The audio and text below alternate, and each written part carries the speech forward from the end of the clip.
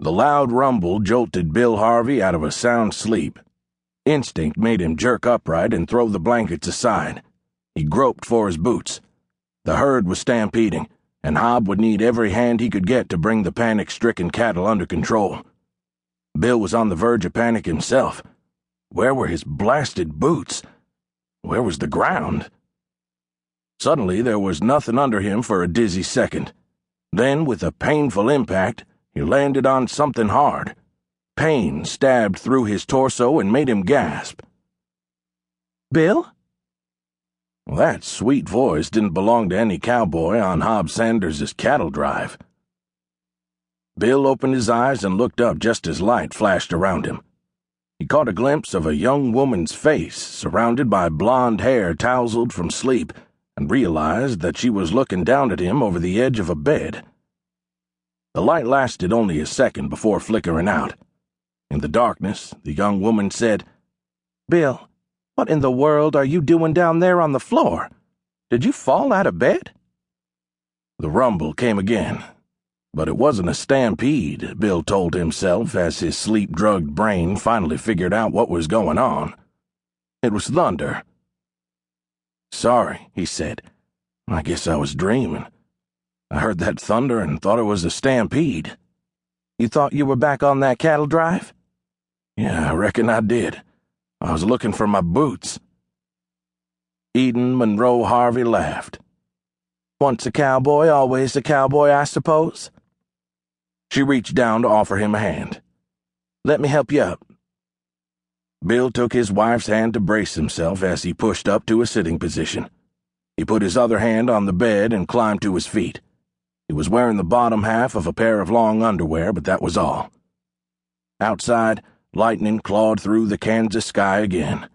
The brilliant glare lit up the room, giving him another look at Eden as she sat in the bed wearing a white nightgown. There was nothing fancy about the garment, but she sure made it look good. "Are you all right?" she asked as he lowered himself to the mattress beside her. "It hasn't been that long since you had that cracked rib, you know."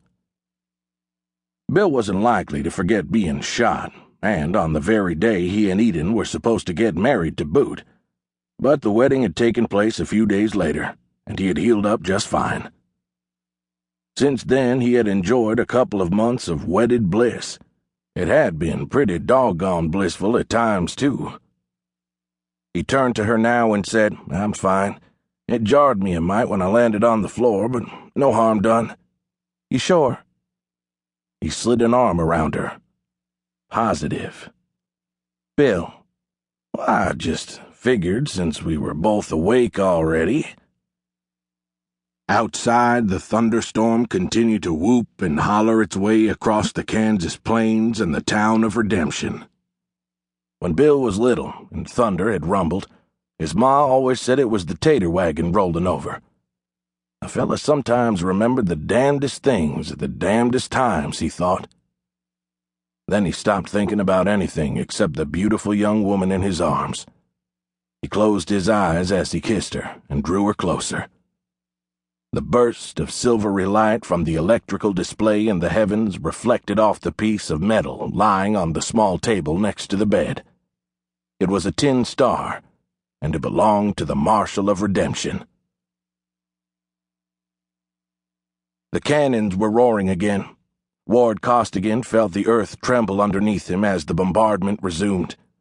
He wondered if the Rebs were launching another attack. Be just like those secessionist varmints to come charging out of the night, screaming those devil yells of theirs. Costigan reached out in the darkness and fumbled for his rifle. He couldn't find it. With a huge whumping sound, one of the artillery rounds landed near his tent and shook the ground again. He had to get out and hunt a hole, otherwise he was liable to get blown to bits. The next shell might land right on top of him. He got onto his hands and knees and shoved himself out of the tent, slipping and sliding in the mud outside as he tried to get to his feet. Rain lashed at his face. The Confederates were attacking in the middle of a storm, damn their hides. Costigan jerked his head from side to side as he searched for the enemy, or for a place to hide from those terrible explosions. A shell went off with a blinding flash, and a huge